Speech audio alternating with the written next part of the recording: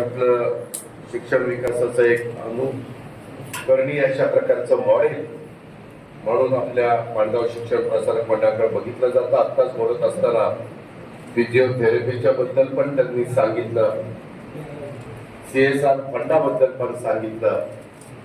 सुदैवाने तुमच्या माझ्या महाराष्ट्रामध्ये रायगड जिल्हा आणि पुणे जिल्हा त्याच्यामध्ये मोठ्या प्रमाणात इंडस्ट्री आलेली आहे, येऊ पाहते, उभी राहतीये, काही चालू आहे आणि त्याच्यामुळं तिथं CSR हा दोन्ही जिल्ह्यामध्ये बऱ्यापैकी उपलब्ध होतो. त्याच्यातनंच तटकरे साहेबांनी तुम्हाला मदत केली. अलीकडं तर तटकरे साहेब ज्या कमिटीचे अध्यक्ष आहेत त्या पेट्रोलच्या सगळ्या कंपन्या त्यांच्या अंडर येतात. आणि मी कुठंतरी वाचलंय की सरदार वल्लभभाई पटेल साहेबांचा 3,500 कोटी रुपयाचा पुतळा आणि तिथलं सगळं सुशोभीकरण देशाचे पंतप्रधान नरेंद्र मोदी साहेबांनी केलं. त्याच्यात सगळ्या इंडियन ऑइल, HP, त्याच्या हिंदुस्थान पेट्रोलियम अशा अनेक ज्या ऑइल कंपन्या आहेत त्यांचा सगळ्या CSR तिकडे गेलेला.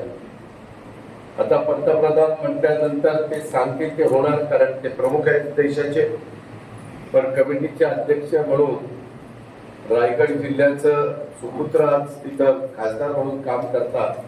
त्याच्यावर रायगड जिल्ह्यावर तर त्यांचं लक्ष आहे, परंतु महाराष्ट्रावर पण त्यांनी लक्ष ठेवावं अशा प्रकारची विनंती करतो. कारण ते महाराष्ट्र राज्याचे राष्ट्रवादी काँग्रेस पक्षाचे प्रांताध्यक्ष आहेत.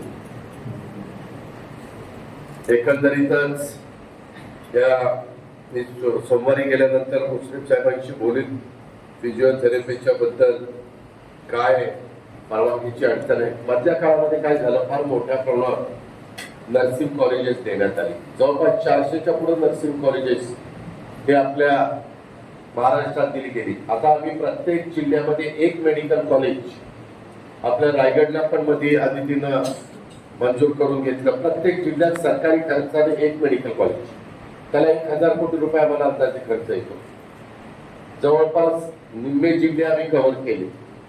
राहिलेले निम्मे जिल्हे आम्ही आमच्या 5 वर्षाच्या कारकिर्दीमध्ये पूर्णत्वाला नेणार आणि त्याच्यात तिथं चांगली हॉस्पिटल्स आणि मेरिटच्या मुलामुलींना मेरिटमध्ये ऍडमिशन अशा पद्धतीनं ते आपलं धोरण राहणार आहे. आज ॲडव्होकेट राजूजींनी त्यांच्या वडिलांचं म्हणजेच दिवंगत अशोकराव दादांचं स्वप्न उराशी बाळगून अतिशय झपाट्याने योजनाबद्ध पद्धतीनं अनेकांचं सहकार्य घेऊन तटकरे साहेबांची मदत घेऊन हे संकुल घडवलं.